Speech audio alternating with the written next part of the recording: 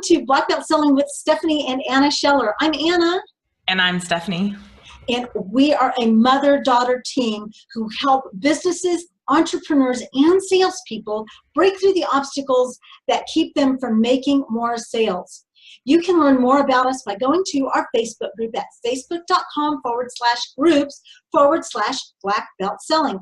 There we post great content. Most importantly, though, you'll know when these episodes go live on Spreaker.com. So run over there right now. Go to facebook.com/groups/Black Belt Selling. And by the way, you can do that in another window, so you can still be listening to us while we're talking on Spreaker. So, Stephanie, I am excited about the guest that we have today. But before we introduce him, I love quotes. I love quotes.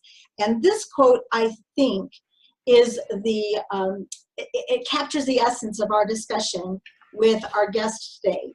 So this is Napoleon Hill, again, one of my favorite authors, probably the guy who invented self-development, wouldn't you say? Yeah, just a little bit. Just a tad. And he says, deliberately seek the company of people who influence you to think and act upon building the life you desire. So deliberately seek the company of people who influence you to think and act upon building the life you desire. And so today we had, all the way from Australia, which was kind of fun, we interviewed Ronan Leonard. Now, Ronan had a very interesting start into becoming a mastermind guru. What he said? If you think about it, how many people get to start their story with sinking cruise ship, right? Like, that's just not your average everyday start to a story, thankfully, because I have been on a cruise ship. It took me like years to decide I was comfortable with going on a cruise ship because I was terrified it was going to sink on me. But like, how many people get to start their story with the cruise ship was sinking? Like, that's just such an awesome, I mean, that tells you basically everything you need to know. This guy is freaking amazing. I'm super excited. I loved, he had some great, really good takeaways and quotes that just kind of stood out for me. I'm not going to ruin anything for our listeners who are about to go through the whole thing, but I got a lot out of this interview just listening to him. And of course, it's a topic that I'm just a massive fan of, the whole mastermind concept, right? Well, it's so important. Let me share with our listeners a little bit about Ronan so they get a little bit of background about him.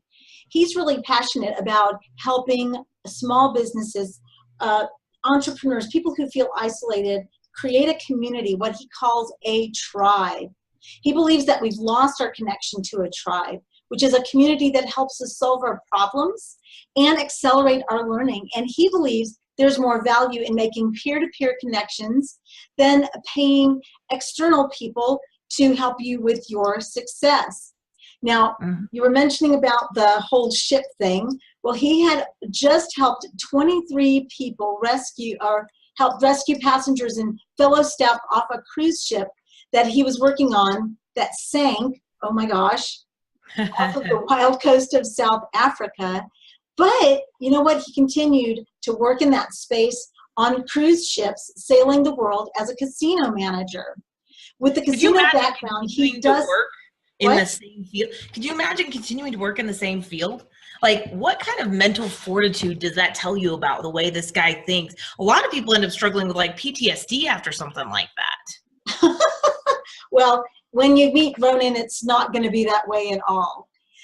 His first business was a casino party company that grew from just 2 casino tables to over 50, and the largest gaming events company in Australia.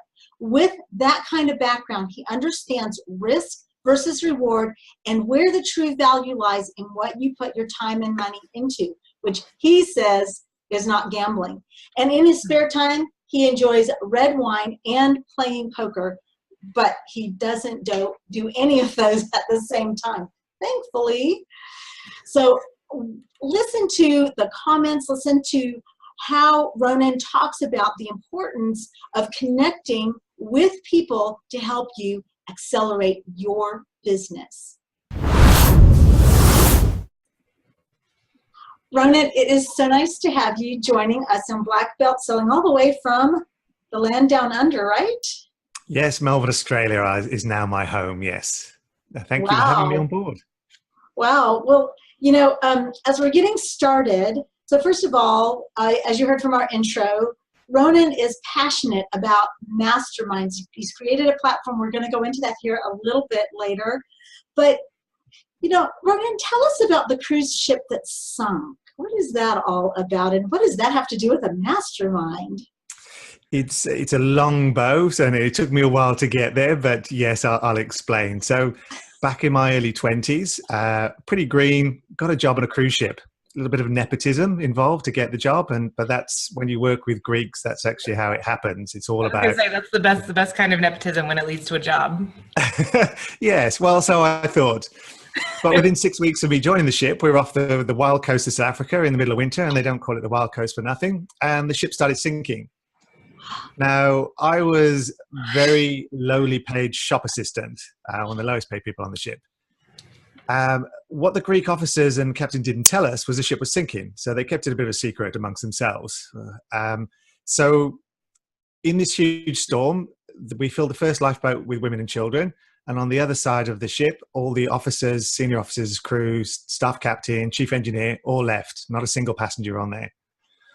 So we were pretty much left to fend for ourselves. The person on the bridge ended up being the guitarist, and he's doing this Mayday thing. And they said, "Well, what's your position on the ship?" And he said, "I'm the band leader." So, long story short, I survived, obviously, and I actually had a lot of fun at the time. It was surreal. It was bizarre. It was all these sort of strange things happened to me, but I didn't panic. And so for years, I told these great, amazing party anecdotes. I tell one about this guy that when the helicopters came in the morning and I'm helping people winched off, he said, "I'm going to go and get my surfboard." And I said, "Do you think they're going to winch you up for the helicopter with a surfboard under your arm?" The band were playing Bye Bye Miss American Pie to cheer people up because there was no lifeboats left and it was 4 a.m. and it's a huge storm. And then they get to the phrase, "This'll be the..." And then they had to change songs. Oh my God! Got to sing that line. So all these really funny things happened at the time. You know, it was just really, really funny. But then years later, I went into my own business, which was I then changed to work in a casino, and I spent a decade traveling the world and getting paid on cruise ships. It was a lot of fun. Great way to great Sounds life. like a great job. Yep, yeah, it was. Yeah. And then I started my own casino party business. But eventually, about 4 or 5 years ago, I was thinking, what else do I want to do for my life? I hate to use the word purpose or even sort of passion's a little bit overused, but you know, what am I good at? And I thought back to the most important part of my life was the ship sinking. And like I said, you know, way above my pay grade. I wasn't supposed to be there helping people. I had pretty much no training, but I just jumped in and did it without sort of thinking. So it sort of came naturally to me. And during my time in small business, you know, I've found, myself included, that you get to a point where you can be a bit isolated, you're struggling for ideas, and you just want that help and support. And a lot of my contractors would come to me and say, "Look, I'm starting my own business, you know, what about this, what about that?" And I'd give them a bit of advice. But I'm not a business expert. And I don't believe there is ever one business expert out there that's going to solve all your problems. So the idea of the mastermind sort of formed where it's not just me, it's everybody crowdsourcing their own expertise, ideas, thoughts to create, you know, that super mind. So that's how I went from working on a cruise ship to running masterminds. That is such a big jump, but I love how it's kind of, I've found when people find something they're truly passionate about, they can start to see how it's played in repeatedly in their life. And now they finally find this thing that kind of ties it all together. And it kind of sounds like that's kind of sort of where this, yeah. Yeah, exactly. You look for patterns in your life. The majority of successful people only are really good at one or two things, but they leverage that massively and they just do that again and again. Some people, you know, never find their genius or what they're great at, partly because they're often not looking for those patterns. So you're right, Stephanie. Yeah, absolutely. So I'm curious, I know a lot of our listeners, I run into this. So for me, mastermind is such a common piece of my vocabulary that it's just like, it's just mastermind. But we run into a lot of people who are like, wait, so what's a mastermind again? So why don't you real quick, kind of, if any of our listeners are sitting there and feeling too shy to ask that question, let them know, what is it? What is a mastermind? Okay, so the best example of one is, have you been to an art gallery and seen Renoir, Degas, Monet? Oh yeah. Yes, yeah, love their work. Oh my gosh, yes, so much. So they created one of the first original masterminds. When they were all in Paris together, they used to meet up in a cafe almost nightly. They would share paints, they would share canvases, they would share ideas. I think they probably even shared some women along the way as well. But effectively, they all worked together to create the Impressionist movement. It didn't happen with just one of them. It wasn't just, Monet saying, this is my idea. They worked together to shape the whole Impressionist movement by, pushing each other and mentoring each other. So that's probably the easiest example and the best known one. It turned into be a $1 billion art revolution, but it didn't happen in isolation. There wasn't just the one spark. Obviously Facebook today is a $1 billion company. That's just one idea. But ostensibly it is that mind meld of all of them coming together and trying things out and discussing it and creating something out of all their collective ideas and experiences. So does that sum it up quite well? That was brilliant. That was brilliant. History too. I think it really well illustrates the whole idea of the mastermind because, before you got on with us, Stephanie, Ronan and I were talking, and I was talking about how small businesses fail pretty rapidly. We were having a discussion about how there is so much information available. As a matter of fact, there's more information available now than there has ever been in the history of the United States, of the world, in terms of access to information, in terms of the ability to be able to get methods and what you really need in order to be successful. And yet, if you compare the statistics today to 30 years ago, businesses are still failing at the same rate. Now, Ronan, how does a mastermind help to reverse that trend? How can that work to reverse a trend like that? There's sort of several ways. One of them obviously is that solopreneurs and small business owners tend to work in isolation. So they have one idea and it's stuck in their head and they might hammer away at that for months, possibly even years, without that sounding board of saying, have you thought about this? And tweaking that idea from a good one to a great one, from a bad idea to just bury that. If 4 people tell you, look, I don't think that'll work, you're probably going to start to listen. If one person says, oh, I don't think that'll work, you go, well, what do you know? But if enough people tell you, look, I've tried that, it didn't work for me, you're going to start to sort of see things a little bit differently. So you're effectively getting that advice and support that isn't probably just from your spouse or people that aren't in the same trenches as you. And the other biggest thing is that everybody has their own fears, doubts, insecurities, and problems. And we're sort of hoodwinked into thinking that everybody is a success on the internet. But even some of those famous people, they've been in mastermind groups. They've had their own struggles along the way. They don't have it all figured out. And the second you connect to other people and they sort of go, oh yeah, I've had that same problem. You go, okay, great. It's not just me. I'm not an idiot for not figuring this out. Everybody else got the same thing. So you increase your belief in yourself by just understanding that you're not alone. And as I said, everybody has those very similar problems. Well, and I think it can help you start to figure out if it's a company issue or a market issue, make you more aware. That's one thing I see a lot of times, companies that don't stay aware of what's going on in the market end up getting pushed out, stupid stuff. So it can also help you say, everyone's dealing with this.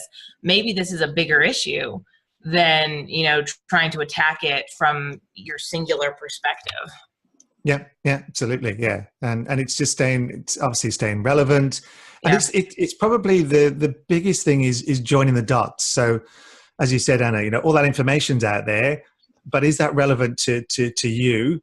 Is that, and how do you actually implement it? So, obviously, a lot of people use, myself included, they use a lead magnet. So they'll give you a teaser of enough information for you to get into trouble, but not enough information to either implement it or get out of trouble. Right. So Right. you look at it and go, oh, it doesn't work for me, but it sounds so easy. So there are people that obviously in the mastermind group will help you connect the dots. Say, okay, well, take that information and then you do this and this because I've done that. And they go, oh yeah, okay, that's the missing piece that I didn't quite understand. Yeah. Or a bit like at school, there's more than one way to teach. So one teacher might say, this is how you solve a problem, and you don't get it. And then you change class or you get a different teacher and they give you a completely different way to solve the same problem. And you go, okay, I get it now. So you might be visual, you might be text-based, it might be just a different way of learning. So it's just one of those things that there's more than one way to tackle a problem. And that's one of the things we wanted to touch on was the importance of personal growth, that a mastermind can facilitate that, because we are about sales. We are about helping people grow their ability to sell. And we were talking earlier that the first person you have to sell to is you. We have to sell to ourselves first. And maybe you've touched a little bit about, increasing your belief in yourself, but where have you seen, maybe you've seen a situation where somebody came to the group and because of the confidence they gained, they went out and they just really, really turned a situation around that they thought was hopeless when they came into the mastermind. Have you got any stories like that? Or have I put you on the spot? Yeah, no, actually I have. Yeah, there's a guy on a mastermind who is a super smart guy. He's a growth hacker, and every week he comes on the mastermind, he's got a new idea. He's did something else. He's just one of those really curious people. Like that. Yeah, he'll come back and say, oh, I was trying to sort of melt aluminium in my backyard last week and trying to figure that out.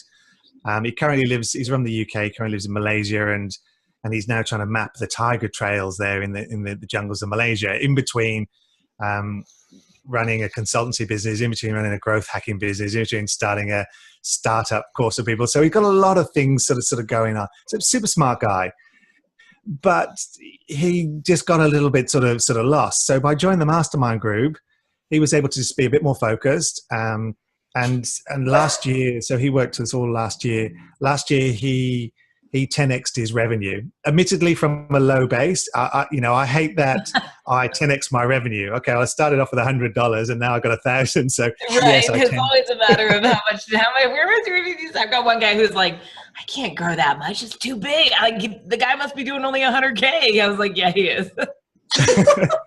Yeah, so there is that, but absolutely that that's just one example of many. I've got another guy that does pay-per-click Google AdWords. That's all he specializes in, and he knows that. And he's laser focused in it. He says, I can do SEO, but I don't like it. And he's now just built his pay-per-click course. So last year he doubled his revenue. And this year he's working on his pay-per-click course, so he thinks he'll triple his revenue this year. And what he said to me even last week was that, I keep coming back because I still learn something, or it reinforces something, or I find just a different angle when I'm sort of stuck in a bit of a funk. I come to the meetings and there's something either someone else has said that's related to them, not even my business, but I know I can take that idea away and it still applies to me. That's what I love about groups. I love about groups when even when I'm doing group coaching, I feel like I don't have all the answers. So I'll turn to other people in the group. Well, you're an experienced businessman. What do you think? And they'll share their advice, and somebody else in the group will go, oh my gosh. And they'll sit there and they'll start writing it down, because there is power in the mastermind. There is power in hearing other people. And, there's even power. Somebody may come to the group and say, well, I don't have much experience. What would you say to that person? Because they have value to present, right? Yeah, they've got life experiences. And even somebody that is fresh into business comes without the baggage. with a different perspective, with a fresh idea. And Stephanie, you said it earlier, where some industries, we're doing this because it's always been done that way. And obviously right now we're in this information or technological boom where things just change rapidly. You know, you hear about Nike bringing out a new shoe, and by the end of the day, someone in China has replicated that shoe. Right. So you've actually got a shorter time frame to be in your market or dominant in it. But somebody fresh coming into business will go, well, why are you doing that? You know, and then you start to question it. Okay, because I've always done it that way. Yeah. But, you know, they just come with a different perspective. So it can be everybody. Obviously, in a mastermind, you have to be aware of the plus, minus, and equal effect. In theory, if the gap is too big between the top and the bottom, nobody learns. Because, you know, what I see on LinkedIn is that everyone wants to be connected to Richard Branson. Yeah. So you get him into a room, and you know, what's he going to teach your little micro business in an hour that probably he hasn't already told you in quotes or his book? Yeah, so, you know, he runs, you know, 1,000 companies. So what he knows isn't really that relevant probably to your small business. There will be some key takeaways, but as I said, most of them are probably in his book anyway. Yeah. So you would feel intimidated, and then vice versa. If he was in a mastermind with someone who's just starting out, you know, he's getting no value from them. So there has to be a value exchange from both sides. So the gap needs to be fairly consistent with that plus minus equal. That you know, the groups aren't too disparage, desperate. They're not too big a gap between them. Yeah. Yes. Yeah. Yeah. No, I agree. Gap. There we go. Yeah. I said it in English.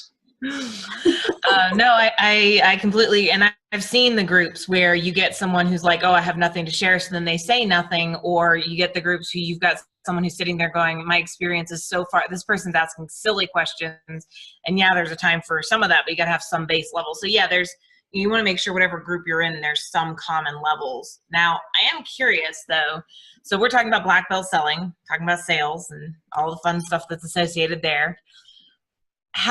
So a lot of times we think about mastermind in relation to becoming wealthy, or we think about mastermind in relation to, you know, business owners. And we've talked a lot about business owners who do an awful lot of selling, but let's talk about, for some of our sales reps out there, what is, you know, how would a mastermind, let's say, so let's pretend I used to be a sales rep for a advertising company. That's not pretend, I actually was.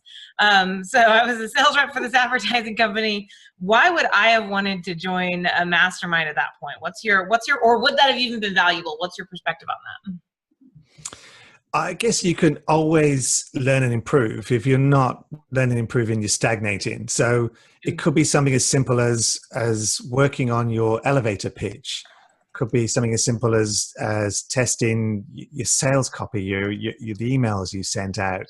You know, you can just get a fresh perspective on just about everything you do. So the person who thinks that they know it all has stopped growing. So there's obviously that. I'm always really wary of experts these days, because I believe that most people call themselves an expert have stopped learning, because they self-label themselves, I'm an expert, which means that they're saying they know it all.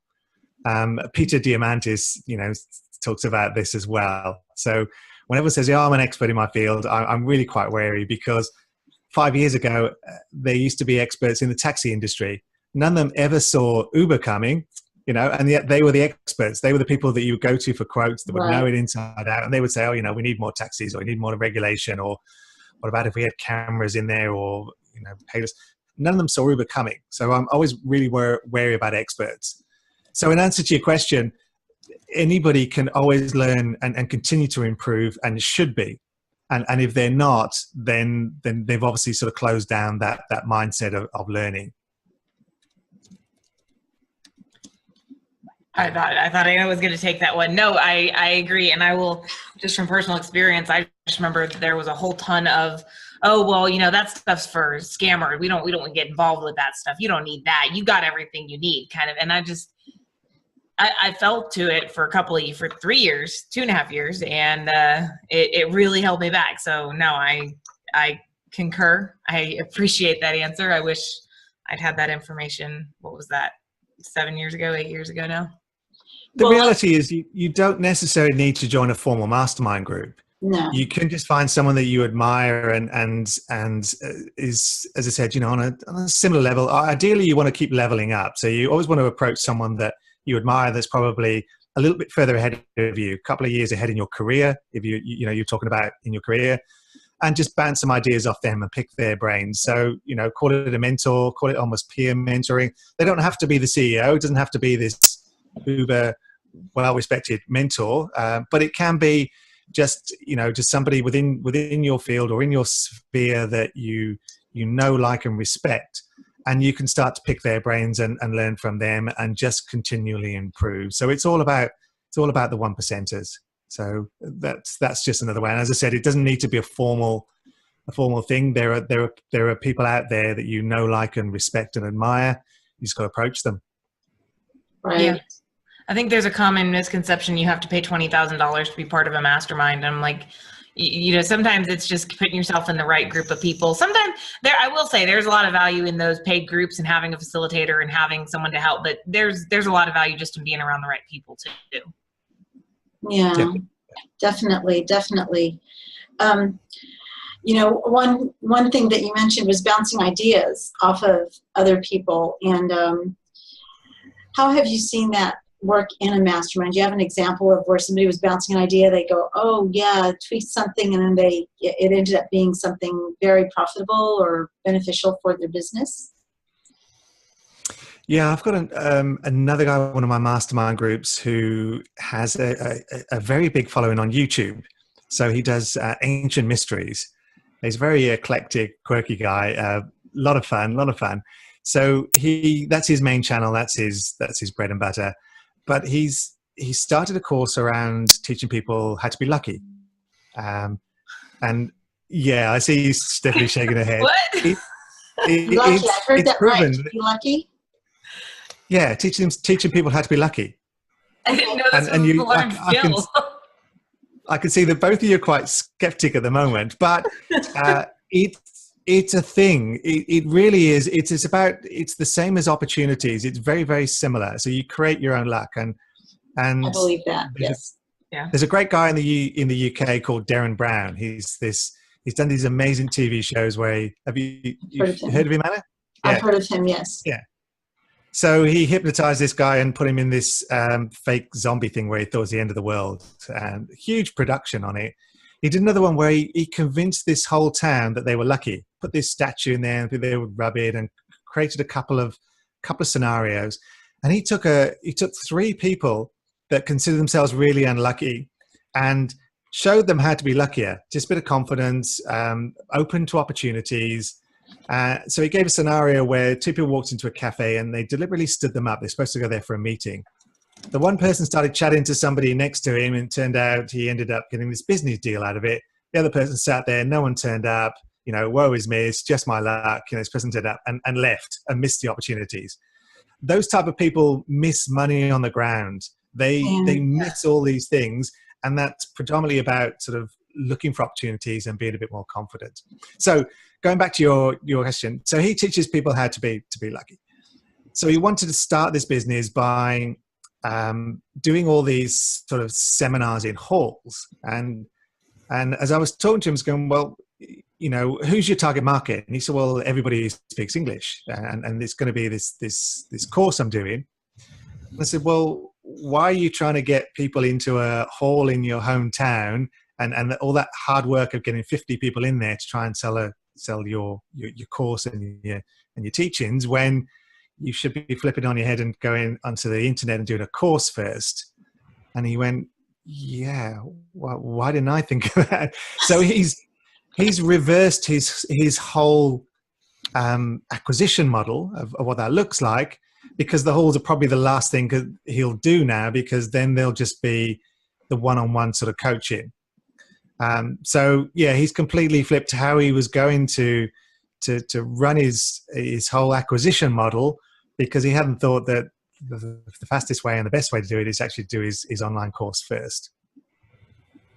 Wow.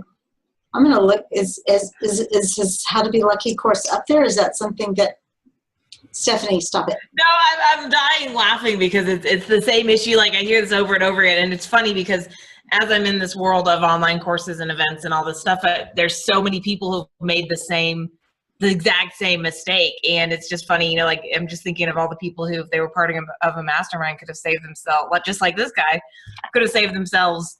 You know, I know a guy who just dropped 10 grand on an event. 20 people showed up.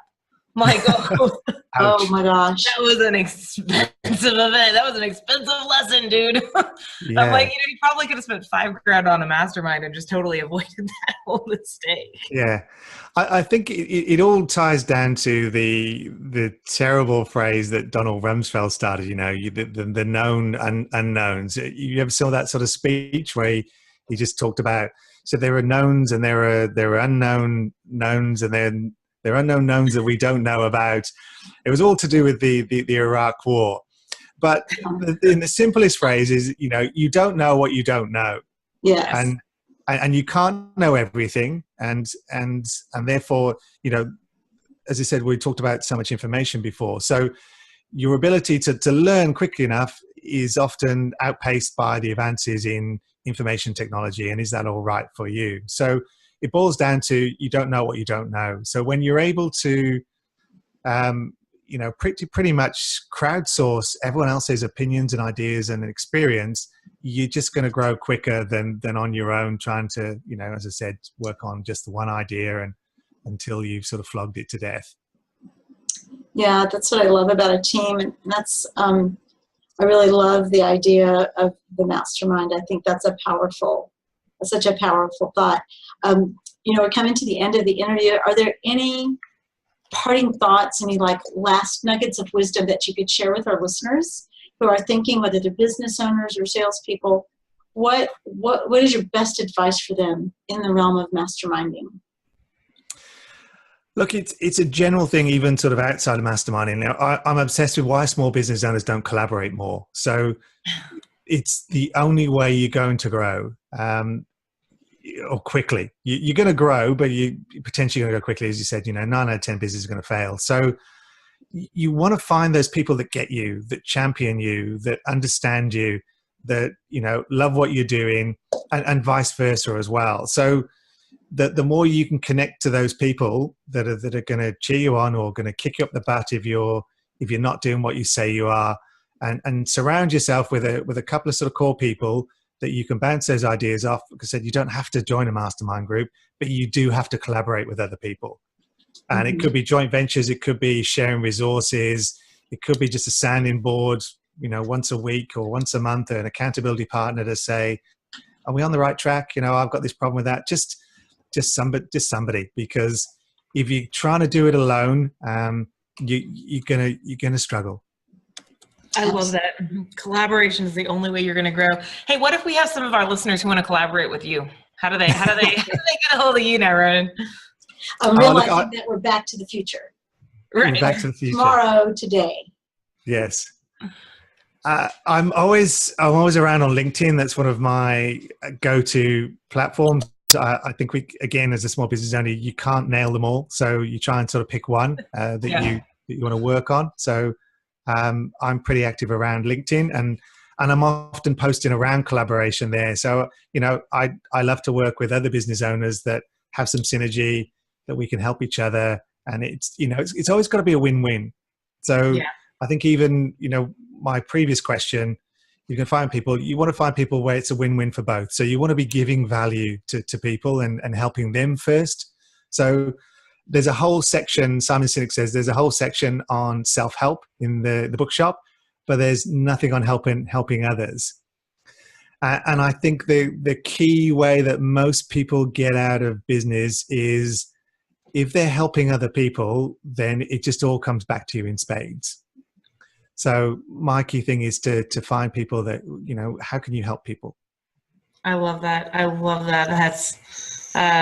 think that's a great note. Ronan, you've been amazing to have here. This was a lot of fun to do this interview.